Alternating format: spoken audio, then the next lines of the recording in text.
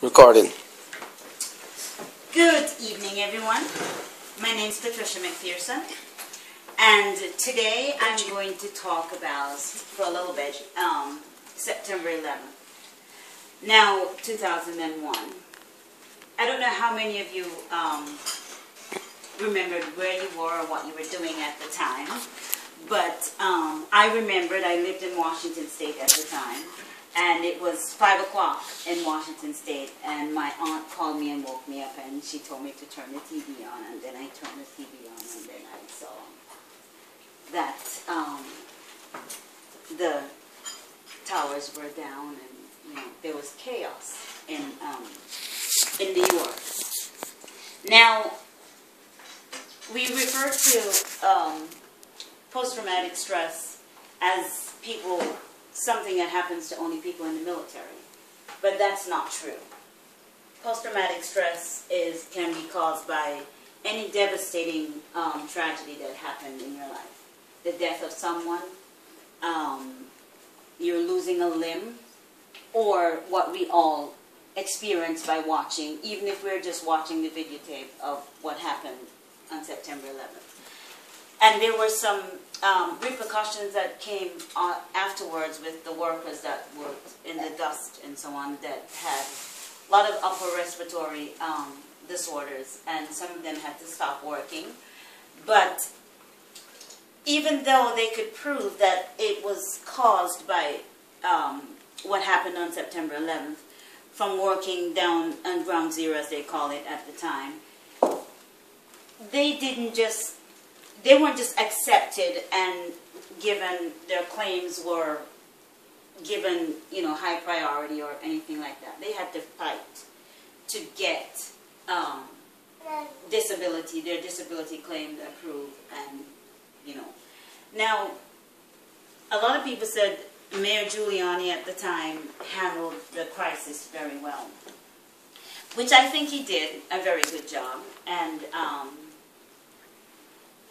my opinion of what happened, my 2 cents of what happened, doesn't really account for the amount of people that lost loved ones and then what happened afterwards. We all know what happened afterwards. We went into Iraq. We started a war in Iraq because we said that that's where the terrorists came from, and that's not where it came from, because Osama bin Laden claimed responsibility for what happened on September 11th. The question now is, where are we 11 years later, and can something like this happen again? Do I think that something like this can happen again? Yes. Maybe not by flying planes into towers, but people who are considered terrorists are people who are not psychologically have a sound mind. They are people who their thinking is different, and they think this way based on how they were socialized. So how we're socialized has a lot to do with how we think and what we do. People like us from the Caribbean were socialized to be aware of everything around you at all times. And while others are socialized in a totally different manner, and the way we're socialized says how we act and what we do each time we do something. It might not make logical sense to all of us that are considered somewhat normal, but it makes sense to them in their minds. So how do we prevent as big a terrorist attack on the United States of America as what happened in September 11th? Are we prepared for something else like this? I think somewhat. We're not fully prepared because we cannot anticipate what the attack is going to be.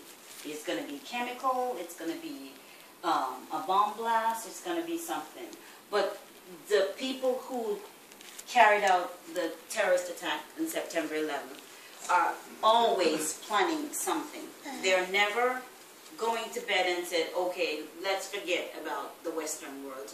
No, they're not, because this is how they are. Now, it doesn't mean that everybody who is a Muslim, or everybody who's from the Middle East, or everybody from another country is a terrorist. In every society we have two sets of people. Well, actually three. We have those who are practical thinkers, we have those who are psychological thinkers, and we have those who are nonsensical thinkers. And these are the people who visually they see things differently. A lot of times we don't believe in an eye for an eye, but there are still people who practice that. And if I believe that you've done something to me, which is what some of these Western countries think, that the United States have come and is being a bully, and so they're going to retaliate in order to make themselves seen and heard. And this is what has happened over the years, and we don't know what the next move is going to be. The thing about what happens afterwards and how people are coping afterwards, there was a thing on Good Morning America that showed all these children that were born after their dads had died in the attack on September 11th, or their mother had died in September 11th.